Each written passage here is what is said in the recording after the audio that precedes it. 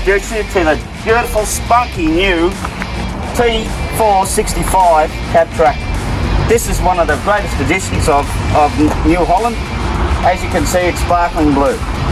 Goes along with a nice loader, 4-in-1 bucket, self-leveling loader. It's a quick catch bucket as well. Comes with it, nice and standard.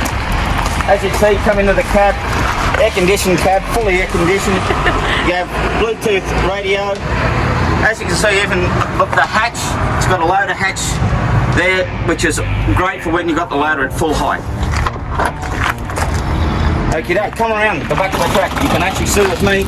It's nice visually, sound surround, so you can see right around 360 degrees without restriction.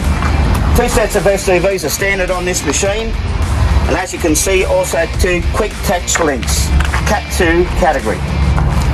Toolbox on the back, really good to put the link balls and all that in. It's really great. Okay, keep walking around. As you can see, it has split rims. Split rims are really handy for when you want to bring the tractor out for stability on uneven ground. Good low centre of gravity too, which actually adds to the value of the tractor on uneven ground.